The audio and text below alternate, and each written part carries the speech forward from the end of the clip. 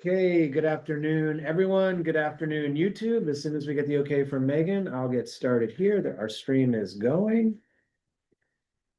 If you're online, hope it's warmer where you are than where we are. It's actually quite nice outside. There we go. We are streaming. All right. Thanks, everyone. Today is the next Water, Wetlands, and Watershed Seminar for fall, spring 2026. Today we are lucky enough to have with us J. Scott Pippin, but you go by Scott. Go by Scott.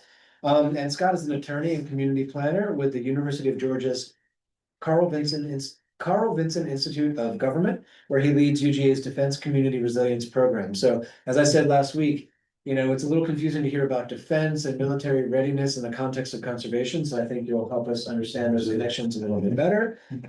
Scott is a graduate of Washington and Lee University, University of Georgia Law School, and the University of Georgia College of Environment and Design. He joined the Institute in 2014. And focuses on Georgia communities and state agencies on topics ranging from conservation, land use policy, community resilience, done a lot of work on disasters and flooding in the coastal zone. And so today we're going to hear, I think, a lot about basically opportunity for conservation through partnerships with the military complex, right, for lack of a better word. Scott resides in Athens, Georgia with his wife, 3 children, dog, and cat. I don't know if they're gonna make it into the talk. Yeah, I think they might be online. Oh, okay, all right, all right, thanks, everyone, so the floor is yours. All right, yeah. Oh, thank you, David, and thank you all for coming here. I'm really honored to be here and to be part of the seminar, this very storied seminar series, and to be here in Gainesville. My first trip to the University of Florida. Counted a lot of Florida folks over my years in Jacksonville. There's a very different context. So it's great to see you all. So as he was saying, I am going to talk about our work with military installations and defense communities and really the opportunities for partnership, right? I think the gist of what I really want to talk about is the need for partnerships and need for collaboration and alignment, even for sometimes like disparate groups and disparate interests.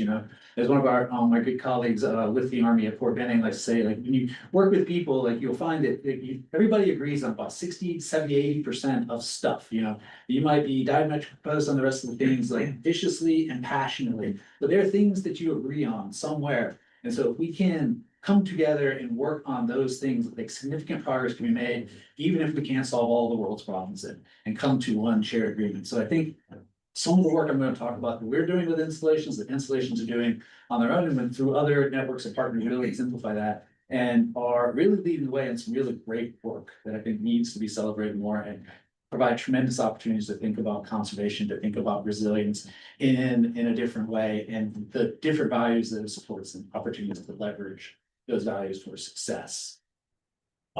So again, I run what we call our Defense Community Resilience Program. It's a multidisciplinary effort housed at the Institute of Government, but really university-wide. So we work with like 18 different colleges and departments around the university. We work with students, we work with faculty, we work with anybody who wants to work with us.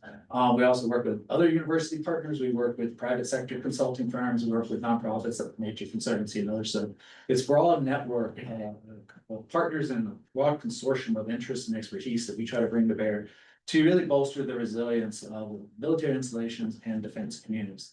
Really, I'll go to the next slide. So we're at the Institute of Government. So for about 100 years now, and we're coming up on our 98th birthday, the Institute of Government has served Georgia communities trying to be sort of that technical assistance and applied research branch of the university, specifically working with cities, counties, state agencies, and increasingly federal agencies to improve their operations and address governance issues, whatever those may be. I've been there for going on 11 years now, mostly working in the community resilience, disaster preparedness space, really focused on sort of coastal flooding, coastal disaster mitigation, really growing to a more robust, holistic statewide approach to resilient communities. So not only like focus on disaster mitigation, but thinking about development pressure, aging infrastructure, degrading social networks. How do we take this really holistic and broad concept of resilience and address those challenges from a public policy and governance standpoint?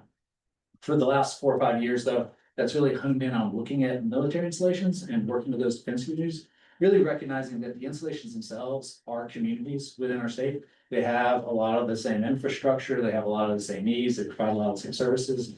They have schools, they have roads, they have housing, they have all of those infrastructure challenges, and sometimes even more so because some of these things were built 100 years ago and have barely been touched since. So they're struggling with those same issues that a lot of our communities are, and they're a community we've never really served at the institute of government. But also there are particular opportunities and challenges to being a military installation and a civilian community that supports one, that we want to take advantage of, really. The military installations are these communities, but they are a single landowner, right? You have basically one decision maker that can make a decision for every parcel in a city. And so if we're trying to develop these resilience projects and pilot innovative things, this is a great place to do it. Because you don't have the same sort of public backlash, you don't have the same sort of coordination issues that you can get the director of public works and the garrison commander on board. They often have the resources to do the thing to solve their problem. And then it becomes this focal point, this model you can point to for all these other communities to look at and come see and like, see, this works here. The Army invested their money in. Maybe you should think about it too. So that's one aspect of it. But also, over the last several years, investing in defense communities has become a huge priority for the Department of Defense and for the federal government generally. There's a recognition that these communities are a central part of the national defense infrastructure, that the services they provide to the installations are critical to their success and to national security, and that they're vulnerable, and that they're vulnerable to natural hazards, they're vulnerable to climate change, they're vulnerable to population growth, and they're vulnerable to bad actors who may have nefarious intentions to disrupt these systems. And so they need investment. And so there is a significant amount of investment being put towards upgrading the infrastructure in these civilian communities. And that's a tremendous opportunity to make sure that those funds are well spent and spent on like things that actually do enhance the resilience of these communities and both the human sense and in the natural landscape. So really trying to like be at the forefront of that and really trying to drive innovation in that space, again, to inform how development decisions are made in the world. So our specific goals are to enhance the readiness and resilience of the installations and communities. Talk a bit more about what that means in a second. And to expand the capacity to think about these resilience issues. Particularly in this military context where there is maybe more funding than you see in a lot of other local government contexts, there are still significant constraints on time and people. Like the real limitation is not necessarily money, but time and human capacity to think about resilience, to design a project and to implement it. And so if you can provide that extra hands and feet and just be an extra person in the room that is thinking about this issue, you can design better projects, you can have better ideas, and you can just do better things. And I think one of the projects I'll talk about here at the end really exemplifies that. And then we access external resources to address its needs. So we don't come in asking for money. We're really trying to leverage existing programs, outside funding, so that we're not asking these communities to pay for this. We're basically fundraising for ourselves, feeding ourselves to be this capacity without being a burden on them. But also then like having that sort of extension that reach back to a broad network of partners and supporters to help us with. We do a bunch of different stuff, again, through our internal expertise and then through that network of partners. Power use planning, basically land use, zoning, what the land looks like outside the installations and how that works for the communities. We'll talk some more about that in a minute. Infrastructure planning and design, particularly using nature-based and sort of green features, how to incorporate that, hazard mitigation planning support, but a lot of different things that we do. So really trying to be this really broad umbrella of expertise and capacity to serve the needs, the specific needs of these communities and institutions. It really boils down to, we try to identify projects that support the military mission. Ultimately, that is the goal, and that is what the DoD is paying for a lot of these things. But how does that also support the community prosperity? How does it support community goals and the long-term resilience and prosperity of that community? And how does it support landscape and environmental integrity, health of the ecosystem, and things like that? So how do the projects we develop and the things we're doing have this triple win process to not just zero in on that military mission, and we really take this broad, holistic view of what success looks like. We are currently engaged with approximately 9 installations around the region. The model we're really working from is sort of based on cooperative extension, if y'all are familiar with that, where we have faculty and staff actually embedded with an installation and in a community and trying to get to know them, get to know their issues, get to know their challenges, and identify opportunities for us to come in and support them. So we have that relationship with Fort Benning. That's sort of where this work has grown out of. Started with a single project we did there and then now mushroomed to a thing already bigger than I'd ever imagined and growing still. And we started that sort of partnership, and we have an embedded faculty member with Fort Stewart in Durham Airfield, Michigan. And then we have a series of kind of one-off projects that are mostly grant-funded things with other installations around the region, where we're building that relationship and trying to understand the opportunities to have that sort of deeper embedded model. But that's really sort of the goal, is to have that cooperative extension of the problem. And also working with a network of other universities around the country through some of our Army connections and other folks doing this kind of work, and how do we build kind of a community of practice of universities that are supporting this. And ultimately, I think hopefully having kind of that cooperative extension type of thing, where this is just a thing that everybody's doing. So one thing to be clear is I have no military background. I'm not a prior service member. My family is not a military family. So I come to this very much from the community side. And my background is in community planning. So I had never really spent any time on military. So I'm from Albany, Georgia, which is a bit of a military town. We have a Marine Corps base there, but I'd never really been on post or done anything with it. So anybody here, prior service or military folks? So when you picture a military installation, I think a lot of people, think about these austere and industrial sort of degraded landscapes, right? I think even some of the conversations I've had today, like there's that perspective that this is what the military looks like. Or even worse, you picture the battlefield, you think of decimation, you think of destruction. But that's not the reality in most of these installations. They're natural landscapes. They're often beautiful, natural, protected landscapes that have some of the most iconic like natural resources left in this country. And the work they're doing to protect and preserve and to augment those things is to be commended, and a tremendous opportunity to grow and expand. So this is a picture from Fort Benning. Tons of folks earlier. This is in the middle of what they call their dudded impact area. So at Fort Benning, they have a tremendous training mission. So they do a bunch of they shoot a lot of guns. So they have big artillery, they shoot tanks, they have all sorts of small arms ranges, and they all fire into this big ring. So they're all laid out in a big circle and all fire into this one central point.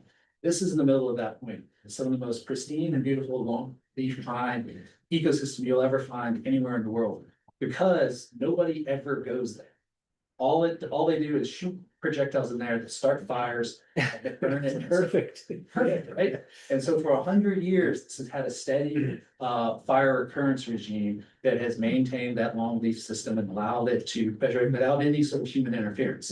And so a lot of the work I'm talking now is really trying to replicate the work that has gone on sort of naturally and unintentionally in this area throughout the rest of that landscape. And these are really important landscapes. So if anybody's familiar with the Southeast Conservation Blueprint, this essentially states takes all the different sort of conservation values, aquatic systems and species habitat, and layers it on top of each other and tries to identify, prime conservation priorities. Where are the most important areas across the land that need investment and need protection for ecological value? And if you're familiar with, so I did get around to laying Georgia's border on here, but you can kind of see it around here. But if you're familiar with our installations in Georgia or Florida, you see how much they pop out in this landscape. So this is Fort Benning over here in the Chattahoochee. Your Florida's Eglin Air Force Base, Fort Stewart, and Fort Gordon. And the others are kind of dotted here, but they're too small to pop out. But these are critical landscapes by all metrics, and significantly protected integral ones. In large part because they were large landscapes that were put aside, protected from agriculture, protected from residential development, protected from much more impactful uses than military training. And that's what I mean by that perspective about what is actually going on in those institutions and what is those impacts to the landscape. But the reality is it has preserved a lot of that integrity that has been lost in a lot of other areas. And they are also communities, right? Their people, their families, military families live on these installations. They are connected to communities. They support those communities, and in a lot of ways, and they are integrally tied to that civilian community. They're not forts with big walls. They're not they don't have moats around them. They're a significant part of this community, both socially, economically, and then physically through the infrastructure systems. So the other aspect that is, 70% of even the enlisted people on most of these installations live in the community. These days, it's very minimal on base housing. So these people live in the communities. The kids go to the public schools, they use public health systems, they drive on the roads. So all those public infrastructure systems not only support the operations on the base, but they support the people living off the base. To say nothing of the scores of thousands of military civilians that also live in these communities. And so this is what I mean by that growing awareness of that interdependence and that need to invest in these communities. Because in the event of a flood or a hurricane, if something needs to happen on an installation, but nobody can get to work, it ain't gonna happen. Or if those kids can't go to school or don't have childcare, or if those families are not taken care of, they don't have water or electricity at home, people are not going to work and they're not going to go be able to fulfill that military mission. So that growing recognition of the interconnectedness and the need for investment in community resilience is integral to that military mission and to military readiness. So the other aspect of that is how we define what our defense communities are, the communities that support our military installations.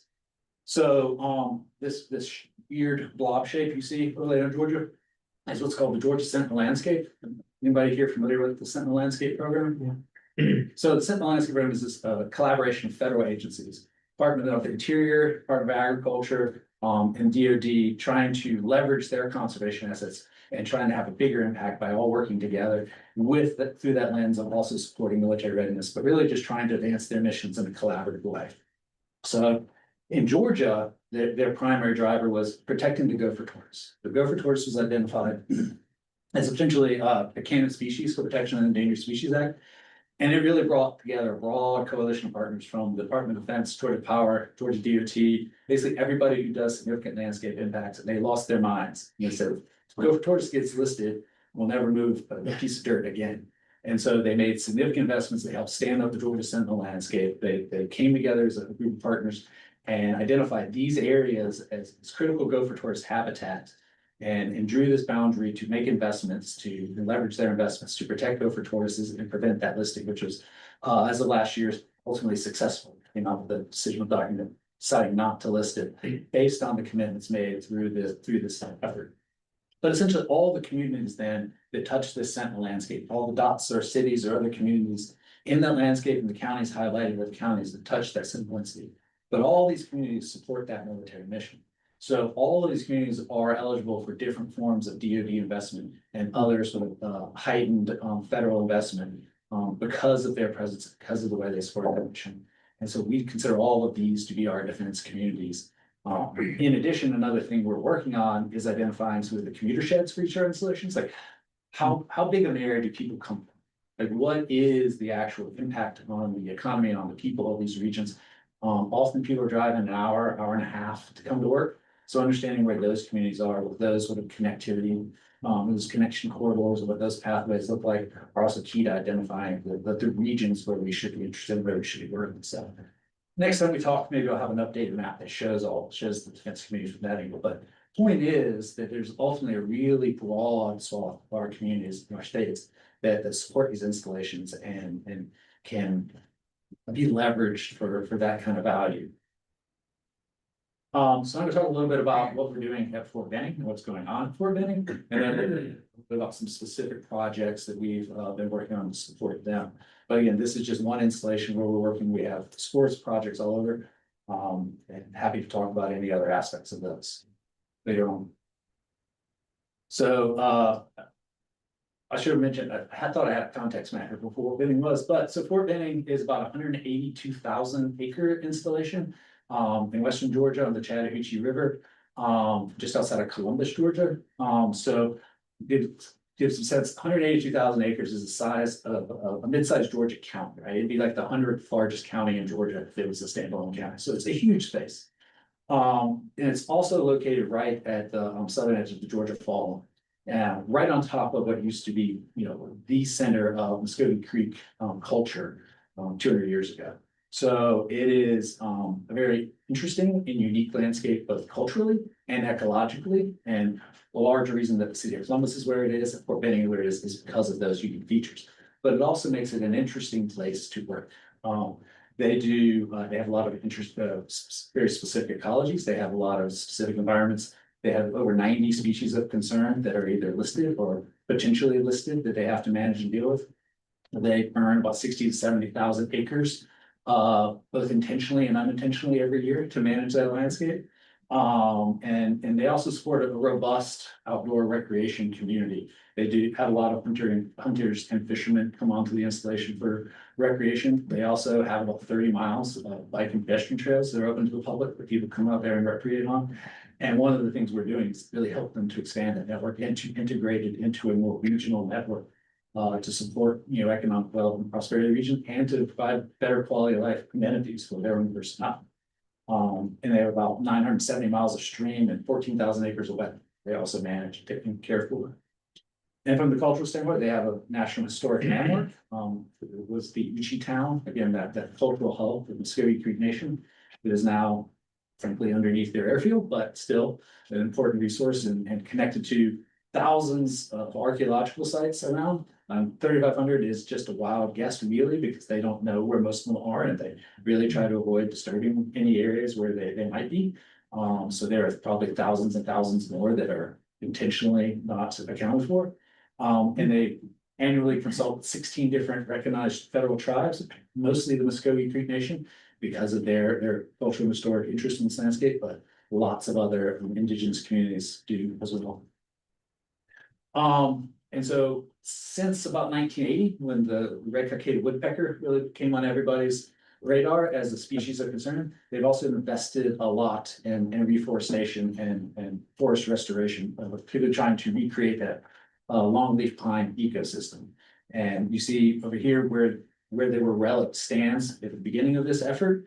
And that environmental division that we work with a lot is consistently invested in replanting, restoring, removing invasive species, creating this habitat, and trying to build up a robust stand of resources, both for the red-cockaded woodpecker and now for the gopher tortoise, to ensure that the Army can do what it needs to do in this landscape without having to be overly burdened by concern for the species. So I mean, ultimately, they don't honestly care about the species, but they do care about obeying law, and they do care about executing the mission. So they are investing heavily in making sure that they have as much flexibility to do what they need to do across this landscape and doing it in the most robust way possible.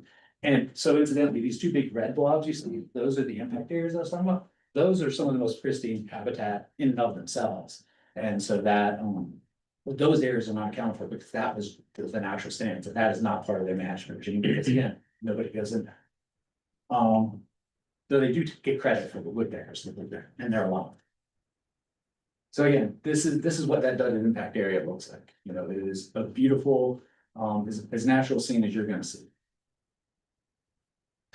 And they've had a lot of success with this effort. Since they've started their prescribed burn program, since they've started this effort, you've seen a marked decrease in wildfires and wildfire response.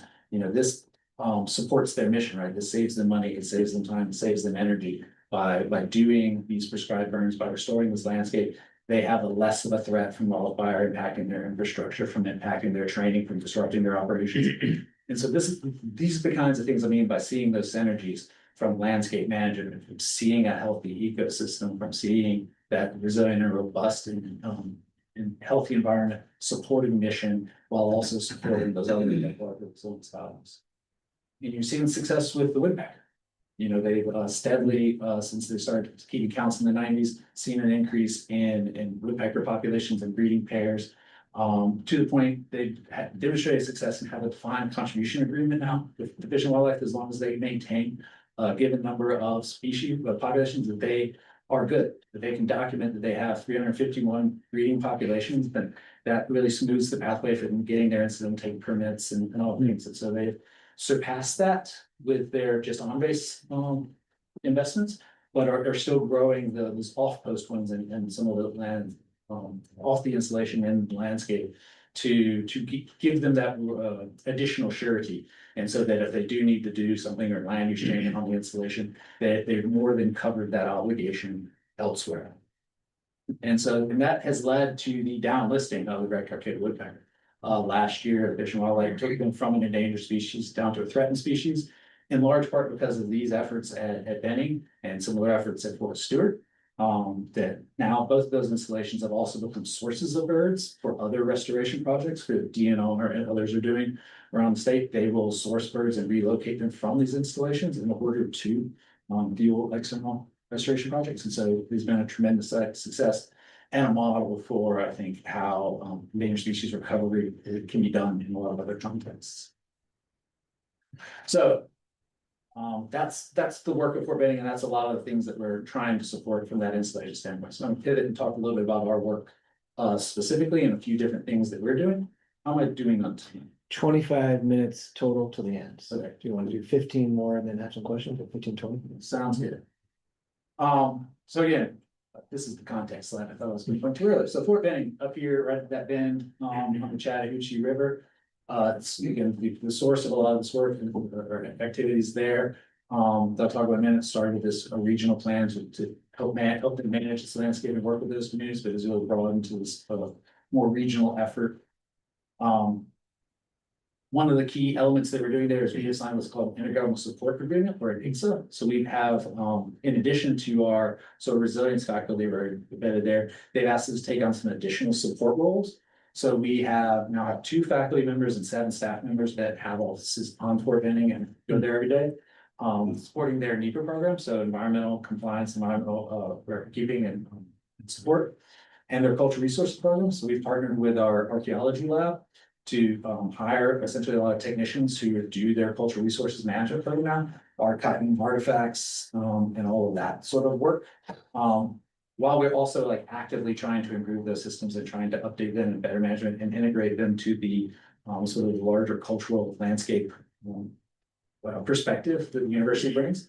So trying to enhance those things, as well as this agreement provides some base level support for our resilience planning and support. So some of the other resilience projects come from the engagement that's supported through this agreement. Basically, IGSAs are a vehicle for installations and for services to provide, connect with other governmental entities that are providing similar services, and gives them a sort of direct acquisition process much more quickly than their, grant funded thing or or other sort of appropriation contracting type of arrangement that allows them to task out work and quickly transfer money in a relatively straightforward way to acquire the services for public entities.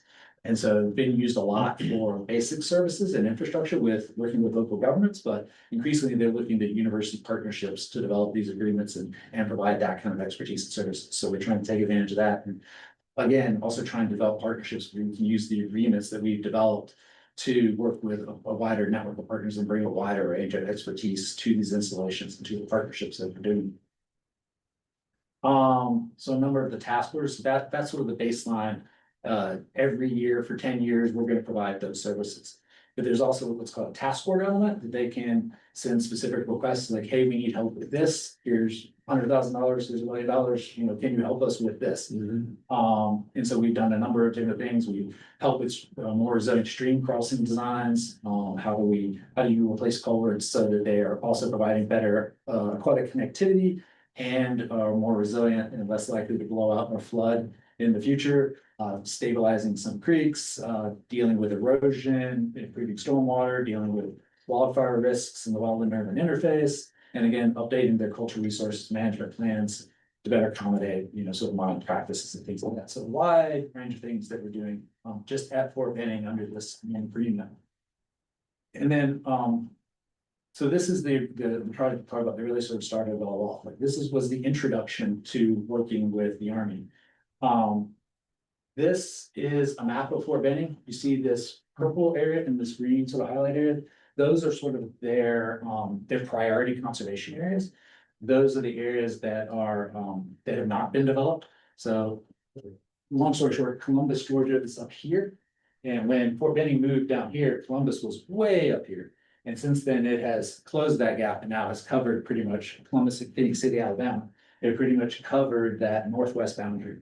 And so out of concern that suburban development was going to continue to envelop the installation, they established these, what they called at the time, the ICUP area, the Army Compatible Use Buffer, to try to work with the communities and limit development and growth of those areas. At the same time, they were, trying to expand their conservation and restoration mission to deal with issues with the woodpecker, to deal with wetlands, and to deal with all those environmental constraints they're dealing with.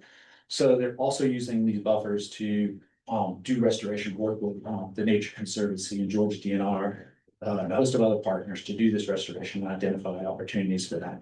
throughout this landscape. So long story short, they're buying land and conservation easements in those areas. But after a while, they've done this and they bought, I think the goal was to buy 75,000 acres, and after they bought about half of that. The communities really started to feel a pinch, and they're like, you're buying this land, you're taking up the tax rolls, yeah, these DNR properties are great recreation areas, but it's hurting our bottom line. This is the money we need to fund our schools, to pave our roads, to upgrade our water systems, and you're decreasing that revenue. Can you please stop this? But they can't. They need to, the conservation mission is important in the Army, so they're like, well, what can we do?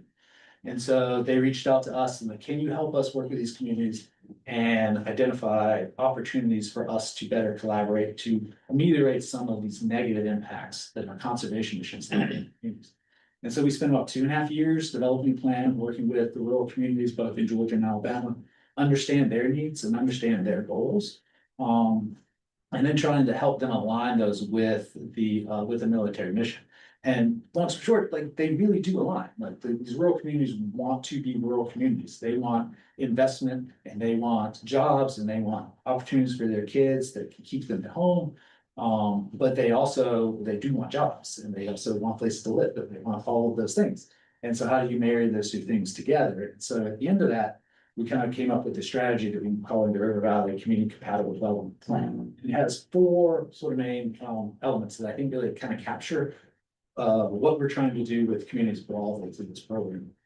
It's focusing on vibrant downtowns. How do you invest in the existing footprints, these historic downtowns, to make sure that those are the focus for community growth and maintain their historic character, and also develop within their existing infrastructure footprints. You need to run sewer out 10 miles to build a subdivision right next to Fort Benning, when you already have water and sewer right next to downtown. And then what are those key infrastructure investments? How do you upgrade those infrastructure systems in these downtowns, both water, sewer, broadband, modernize them so that they can accommodate the modern needs of people, particularly of a new generation who you're trying to attract to these downtowns and not out to the hinterlands or not losing them to Atlanta or some other metropolis. So how do communities support those critical infrastructure investments? But then also think about what is a compatible economic development strategy that values those downtowns and values this landscape.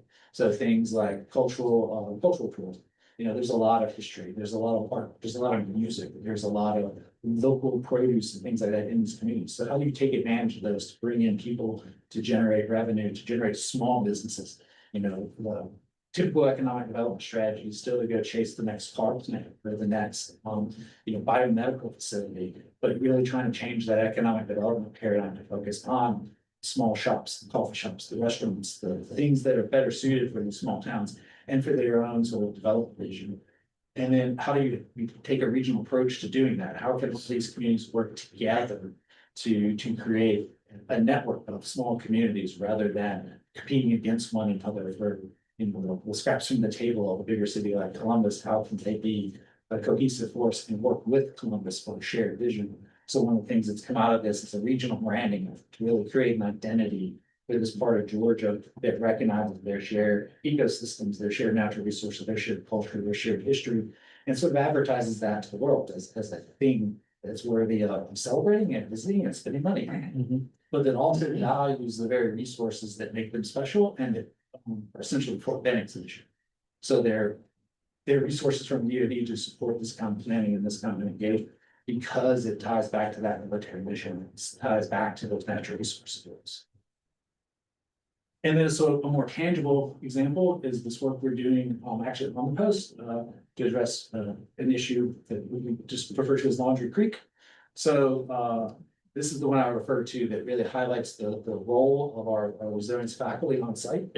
So this happened only because our Daniel Wyatt's our faculty on site there. He was getting a tour of the airfield with the master planner for Benning. And she then happened to have to go to this meeting about the area development plan for the airfield. So he wasn't invited to this meeting when he was supposed to be there, but just because he was on site, he got to go. And they were talking about this issue. So Laundry Creek runs right down here at the southern end of the airfield. It is essentially about 30-40 foot gulch, 100 feet wide places, that prevents a significant safety and operation hazard to use this airfield. if a plane skids off in the runway and ends in that ditch, it's gonna go bad. They have a lot of activity. Not familiar with Fort Benning, this is where most of the Army's paratrooper training happens. So they're constantly flying plane loads of young men and women down this airfield, learning to go jump across the river and out of that plane. You got about 15 minutes. And so the plan was like, okay, well, if we ever need to extend this runway, or if we want to stop having to file these like safety exemptions with the FAA, we're gonna build a giant culvert. It's probably about a 5,000 foot long, 60 foot wide concrete culvert. That is also super thick because it has to be strong enough to withstand the impact of a crashing plane. So they were estimating $60 million project. But It's like a rounding error. Yeah. well, but for the installations, that's still real money, because that's the other thing that I think is key to keep in mind here is, it sounds like the Department of Defense has a lot of money, they have a huge budget, but having a huge budget doesn't do much when you also have huge expenses. So they spend a lot of money, but they don't spend a lot of money on the installations. There's heard a lot of the folks say that when it comes to handing out money in the DoD, the installations eat last. And the infrastructure people, the public service people, eat last at the installation they have too.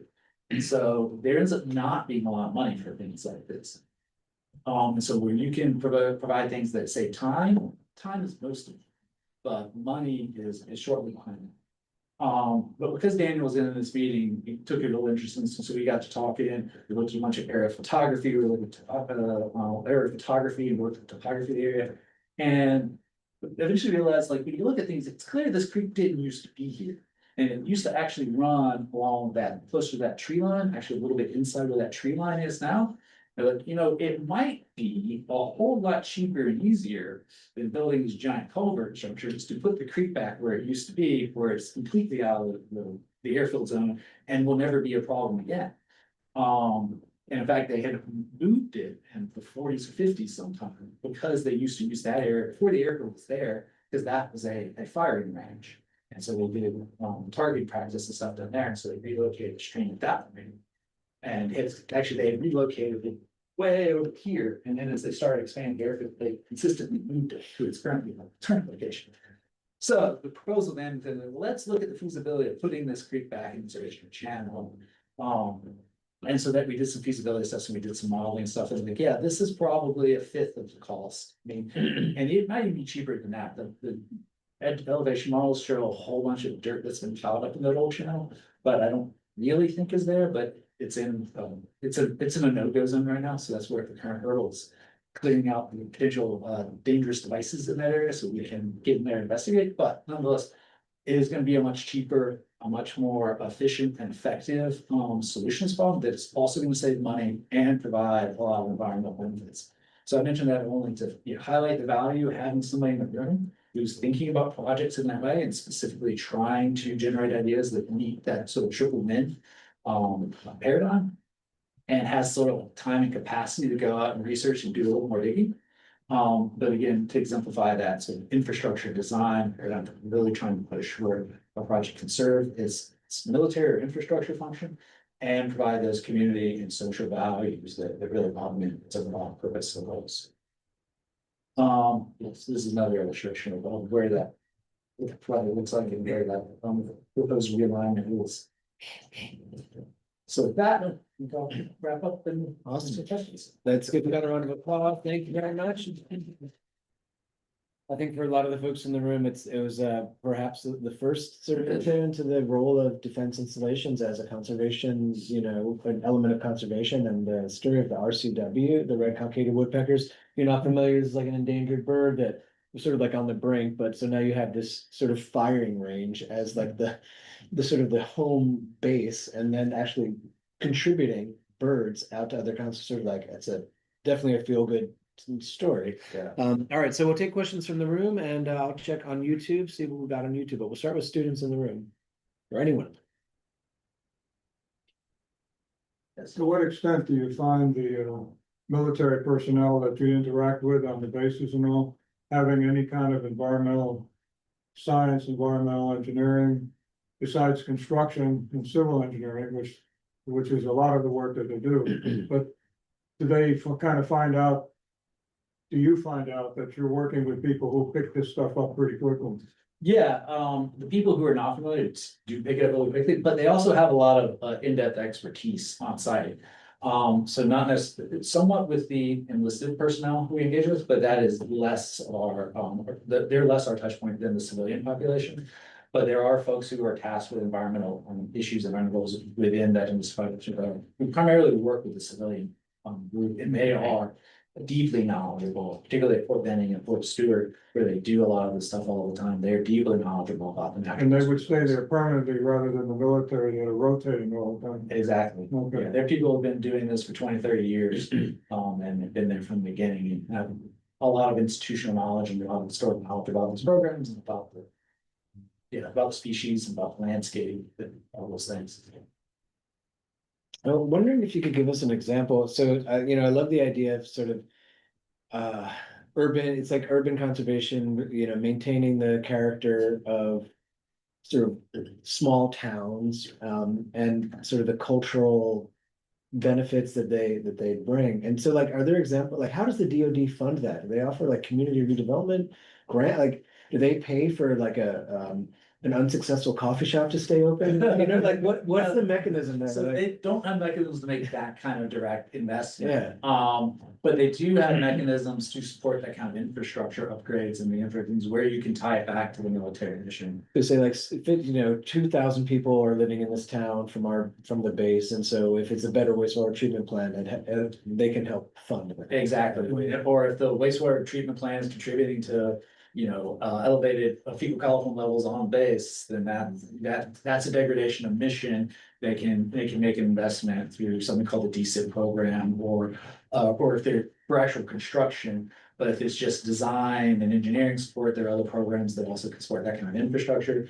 Community planning, sort of zoning and that sort of land use stuff is a very common thing that they support, but they also fund everything from community centers to school upgrades, water systems, wastewater, those kind of like core infrastructure things. But from the small coffee shop, that's mostly from the land use perspective. Is there data involved with some of like the noise pollution aspects involving I guess like bird species or different species that are local in ecosystems that the military installations are currently like involved with? So the big emphasis on noise in the proximity to the airfields. They make a lot of noise by shooting guns, but that is intermittent, but the impact of noise really comes from the air operations. So the Air Force invests a lot in that, and they have a lot of data about sort of the noise cones from the operations of their facilities and how those. I don't know how much they are investigating the impacts on the species, but they are very concerned about the impacts on the human population. And so a lot of the air conservation areas in that realm focus on protecting, ensuring development doesn't happen in these high noise zone areas. To what extent do they actually get involved in the local plannings? And by that, I mean, in some kind of joint agreements. For instance, a number of years ago, the University of Florida was pressured into a joint agreement with the city of Gainesville to do planning, joint planning. One of the outcomes of that was that the University of Florida started supporting, seriously supporting, buses and, mass transit in the community. Which all of a sudden, Gainesville became the leader in mass transit in the state of Florida as a result of that. Is that the kind of thing that the government enters into with the surrounding communities, joint planning that actually has some meat to them? Yeah, there are actually like joint ventures like that. There is an increasing amount of that. The Army in particular is investing heavily in those. I think there are some mass transit ones where they'll, in terms of mass transit, like on post, they'll work with the local transit authority to provide buses and provide other things. They do a lot with water service and sewer. Increasingly, those things are being outsourced to the local water and sewer providers, and they're already running a network kind of all around the installation, so they turn over their infrastructure and let them manage it. I'm trying to think of other things like animal control, road paving. All of these things are now becoming like joint service agreements with the local communities. Well, I lost my connection to YouTube, but apparently we're still running. So Megan, if there are any YouTube questions, if you could send them to me via chat. Otherwise, any last questions from the room? My contact information is up here. If they're have any other questions or want to talk about any of these other things, please reach out. Happy to talk anytime. All right, let's give another round of applause to Scott Pippen. Thanks so much. Just as a reminder, next week is the UF Water Institute Symposium, Tuesday, Wednesday, and Thursday, so we don't have any seminar next week. If you're attending the symposium, you can write up any an abstract for any talk that you go to. Otherwise, we have 100 or 150 recorded seminars that you can use from previous semesters. Pick one and write an abstract for that. All right, thank you very much, everyone, and we'll see you in 2 weeks. Yeah, Thank you. we'll be traveling the next couple of weeks. So, and then we'll better. Thereafter. You're